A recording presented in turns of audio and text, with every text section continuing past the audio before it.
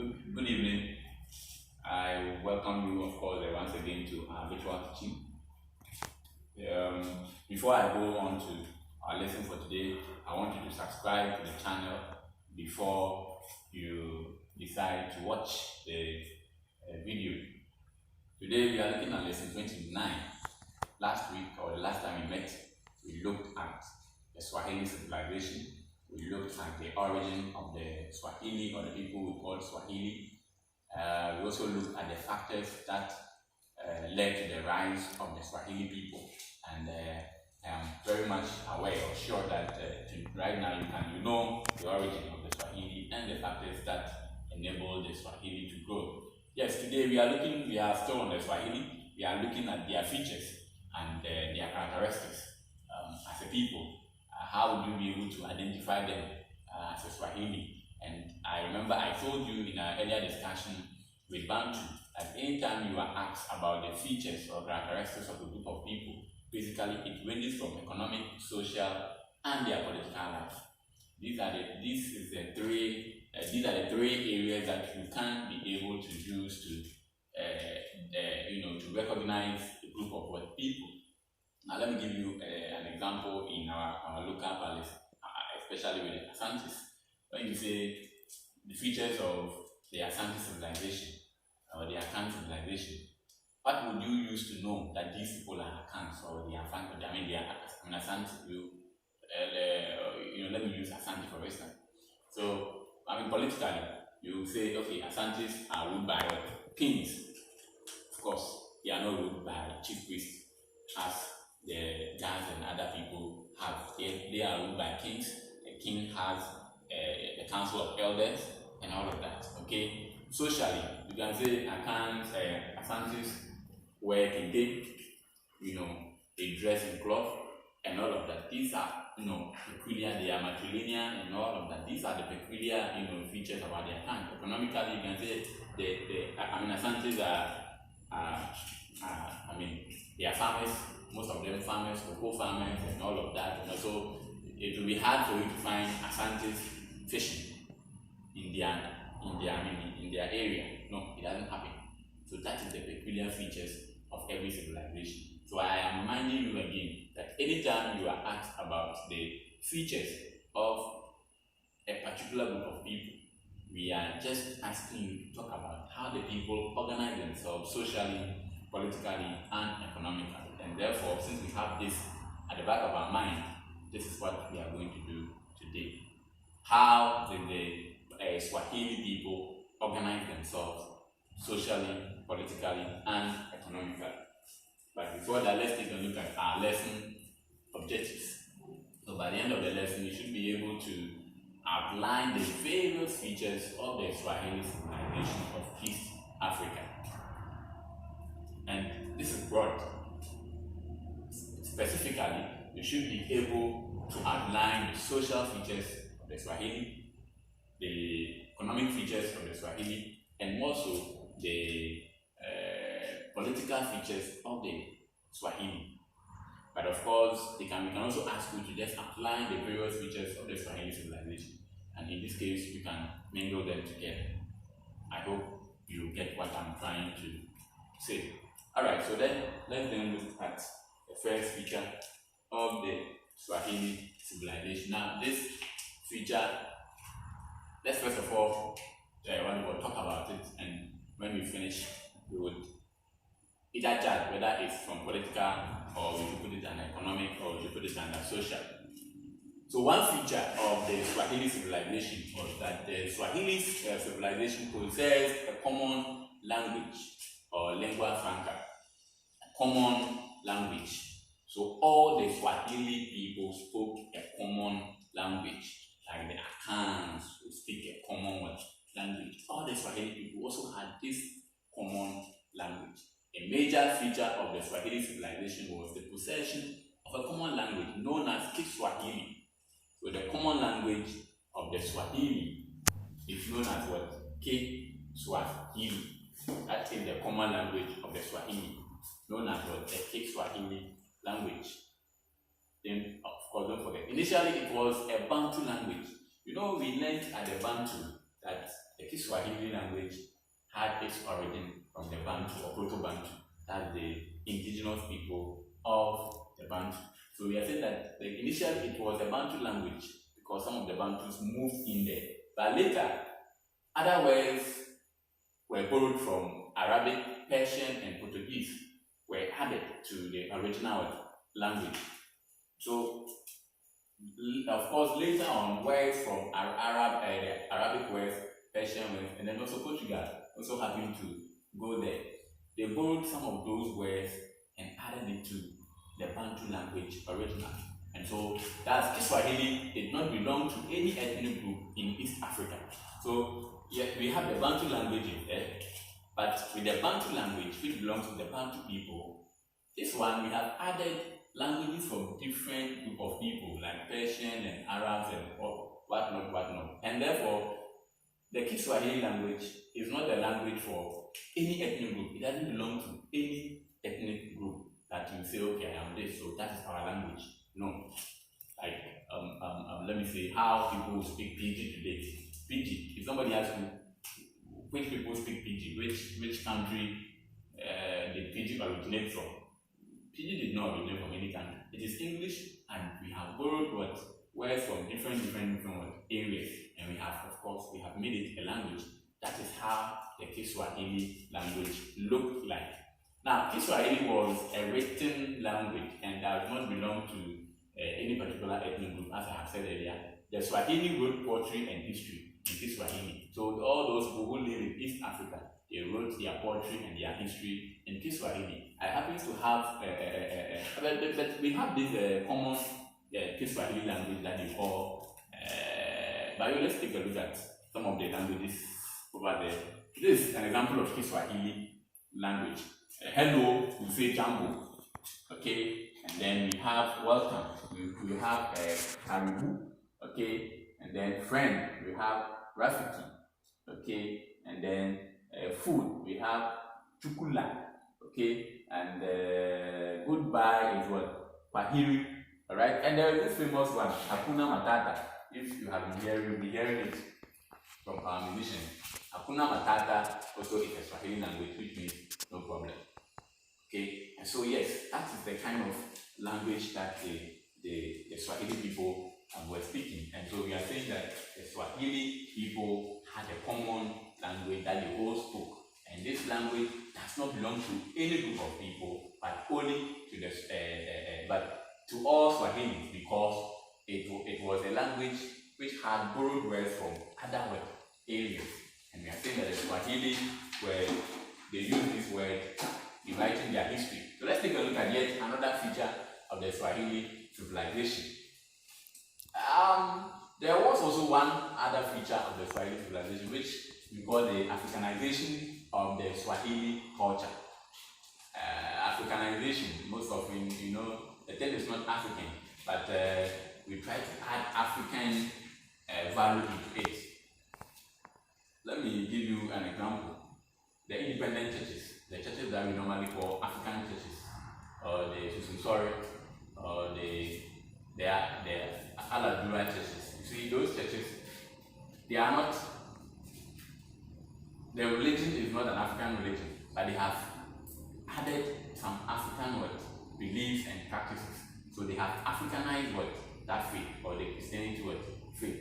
When you go to the Catholic Church and you look at how they worship, it is similar to how the Western Catholics also worship. So, of course, which means that most Catholics have not Africanized their faith. So that is what we mean by Africanization. They add in African values. Religion was another feature of the Swahili civilization of East African coast. A section of the Swahili population, particularly those of Arab and Persian origin, were Muslims. So a section of them were Muslims. Don't forget, Arabs came to stay there. Persian, that is the Middle East, where we have Iraq and all of that. They were all Muslims, okay? And so it wasn't surprising that a section of the Swahili people were Muslims. In the coastal area, the traditional religious beliefs and practices were initially affected by the teachings of the Quran and Hadith, introduced by the Arabs. Quran is the sacred word of Allah. The Hadith, the Muslims will say the sayings of the prophets, what the prophet said, and they wrote them down and we call them hadith. So they believe or learn these two. Islam believes or Muslims believe and learn these two together. And we are saying that the indigenous people, that the Somalian people and the Bantu who came to settle at the eastern part of Africa, they had a traditional belief. And we are saying that as a result of the teachings of the Quran and the Hadith, their traditional beliefs were affected. Alright? Now they adopted Muslim morality, customs and ceremonies. That is the traditional people. They adopted Muslim morality, customs and ceremonies. Those of African origin were largely, Africans in religion. They worship nature gods like animals, trees, and stones. They also believe in the ancestral and then spirit and then what we call witchcraft. So you realize that some sections were Muslims, okay, some sections were Muslims, and others were also still glued to the traditional system of worship, whereby they worship nature gods, they worship trees and then stones, and more so they believed in ancestral worship and witchcraft. So you realize that in the area of religion, the Swahili were in both. Some of them were Christians, others were some of them were traditional believers, others were Muslims. So you realize that there was no Christianity or whatever here. Okay, but if you are to say the same for the Asantis, we can say that the Asantis today are not all traditional. Some are Christians, some are Muslims. Okay, but with the Swahili, they had these two religions over there, and that is one feature of the Swahili. And we can say these two, we can say they are social features. Yes, the first one, the language, and this one are all social features of the Swahili. So let's take a look at the political features of the Swahili. The political features of the Swahili. Now, the Zanj, we call the Swahili coast Zanj coast. Okay, the Zanj, that's the Swahili coast, had centralized system of government. When we say a system of governance is centralized, we are saying that power emanated from one, center. Okay, so there was one authority who had power over everybody. So whatever he says is final. Policies and whatnot, laws came from one center. So, like for instance, in Ghana, centralized system. Why is it centralized? Because power emanated from a Flagstaff house or from Accra. Whatever he said from Accra is final for the whole Ghana. Alright, now politically, the civilization developed a centralized system of government. According to Al-Masudi, who was an Arab scholar and traveler, by the 10th century AD, the whole of the Zanj coast was under the rule of one king, as the whole of the Swahili coast. The capital of the kingdom was at Sofala, or Sofala. That was the capital of the kingdom, Sofala. The people expected their king to govern with equity. If he intended to be tyrannical, partial, and he departed from the rules of justice, he was made to die. So this is what people will say, that some European scholars will say Africans didn't know anything about governance, Africans didn't know anything about democracy and all of that. At this time, Europeans have not come into contact with Africans, but yet look at what they expected from their king. They expected the king to govern with equity, equality. That is what democracy stresses on. If he intended to be tyrannical, wicked, or partial, or he departed from the rules of what? Justice, he was made to die. He was not elected, he was not deposed or whatever. He was made to die. Final. And I am not sure that any king would want to die. And therefore, we will make sure that there is equity, there is no tyrannical tendencies, he is not partial, and he does not depart from the rules of justice. And this is what Africans knew before Europeans came with democracy. Let's look at the next one. The Zanj, so the system of government over there was a centralized system. The Zanj also had city-states. So the Swahili also had city-states. When we say city-states, we are talking about towns or cities. You know, I mean the city. I'm not saying village, the city. By the 14th century, the Zanj king, who was the king of all the Swahili towns, had a number of 40 towns under him. The political organization of the Swahili was uniquely developed such that there were a number of city-states that were ruled by sub-kings. So all these city-states had sub-kings, and they were all under the Zanj king, or the one that ruled the whole territory. They were subordinate to the king at Sofala. These rulers ruled according to established customs of the people. So sub-chiefs, okay, sub-chiefs. The Zanj, so they had about 40 towns. So the Zanj, or the king of the Zanj, had about 40 city-states, and all these city-states had their kings or sub-chiefs who were subordinate to the king of Zanj, or the Zanj king. And of course, they were to rule according to the customs of the people, not according to their own rules or laws or customs. That was one political feature of the Swahili. Let's take a look at yet another one. The Zanj king lived luxurious and flamboyant life, of course, luxurious or flamboyant lifestyle. So their kings were living a luxurious and flamboyant, lifestyles. Let's take a look at that. The Swahili kings lived a great luxury. They wore fine robes of silk and cotton and jewelry made of gold and silver. For example, the Sultan of Mafia. So Mafia we saw was one of the towns. Pemba was also one of the islands that we saw in the map. And Zanzibar, dressed in rich clothes obtained from Chinese merchants at Mombasa. Their subjects also imitated them by dressing in rich garments of gold, silk, and cotton. Interesting, all right? So Mombasa was a port where ships came to dock at Mombasa. Now look at how the kings lived their life. They lived in luxurious life, flamboyant life, wearing of robes of silk, cotton, jewelry made of gold and whatnot. I mean, our kings, African kings, were not living their life poorly. No ruler will live their life poorly. You go to Europe, when you look at the queen, she dresses in the finest dress. Asantes or the Asantehene will dress in the finest clothing, finest gold and whatnot. And that is the same way the Zanj king, who ruled over the whole of Swahili, also dressed. Again, let's take a look at the next feature of the Swahili civilization. Urbanization.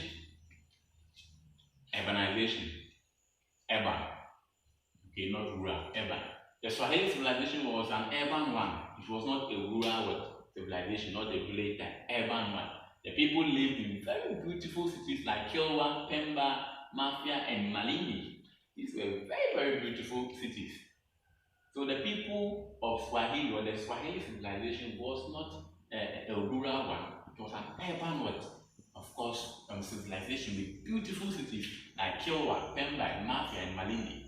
The cities were large centers of population, and a lot of people were in these cities. The people lived in beautifully constructed houses. Many houses were about 3 to 4 stories and were built with stone and mortar. Interesting. So, the houses were plastered with various designs. The widely traveled Muslim scholar Ibn Battuta saw Kilwa in 1331 and described it as one of the most beautiful and well-constructed towns in the whole world. Kilwa therefore became the most famous city in the Swahili civilization. In 1331, an Arabic scholar happens to visit Kilwa, and look at how he describes Kilwa. One of the most beautiful and well-constructed towns in the world. It didn't say in Africa, in the world. And so, among all the city-states in Swahili, we are saying that Kilwa became the most famous of all the city-states. And the images you see there are some of their magnificent buildings, and of course, that they built in these city-states. And so, One feature was that the Swahili had city-state. It was an urban city. It was an urban civilization. They were not living in villages or whatnot, but they had story buildings in their cities. They had a lot of city-states which were well constructed and all of that. And don't forget that even in our own local palace here, the Asantes would also, I mean, same thing can be said about the Asantes. If you hear the garden city, it was given to the Asante by a scholar, by Europeans who came and they saw the city and they were like, no, this place looks like a garden city because it was well constructed with a lot of trees and all of that and all of that. But today we can't say things for Kumasi today. Let's continue look at more of the features of the Swahili. Let's take a look at the social features, and this will be the last feature. But this is also part of the social feature. The other two that we learned, the language and the religion. When you are asked of the social features, you can fuse that and add this one to it. This is only about how their society was, structured. Social organization. Swahili's social life formed part of its civilization. In every civilization, we have classes of people. We can all not be equal, and no civilization has equal people. That nobody is above the other. No. So you can, in your own way, who do you think will be the first class of people to be on top in Ghana? The next, and then who will be the last? Let's take a look at this Swahili civilization. How were they organized? There were three main classes of people within Swahili society. Three main. At the top were the Arabic and Kiswahili speaking ruling class. So the Arabs, because the Arabs at this time were very intelligent, they could read and write, and also the Kiswahili speaking ruling class. So say a royal family, the ruling class. If you go to Asante today, the first class of people will be the Asante and of course maybe his family or the royal family. Simple. You can't be ahead. No class of people can be ahead of Asante and his family in Kumasi or in Asante. You can't. No class of people. So definitely the rulers will be the first class of people. Who were these Arabic and who were they and how they lived their life? Let's take a look at this. Was made up of the Sultan and his family. So the Sultan, the king, and his family. I said there were also the top government officials and advisors, as well as the wealthy merchants. So the advisors who advised the Sultan are all part of the first class, the Arabic and Kiswahili speaking ruling class. The ruling class was mostly very, of course, wealthy. They had a lot of money. The ruling class, Asante has a lot of money.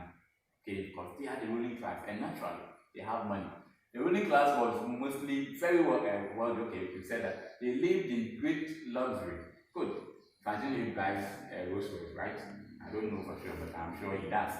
They wore fine robes of silk and cotton and jewelry made of gold and silver. You said that already.